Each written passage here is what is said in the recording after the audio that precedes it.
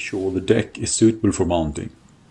Attach the seat onto the base and select a screw that doesn't stick out too much or is too sharp. 4S have different accessories to increase the seat height if that's required. We have risers and pedestal, both in glass fiber and aluminum, several different heights. Position the base and mark and drill holes carefully.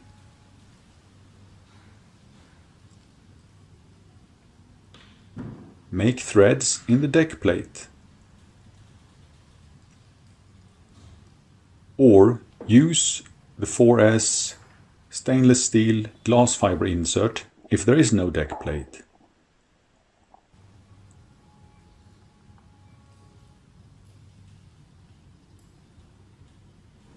Tighten all screws properly.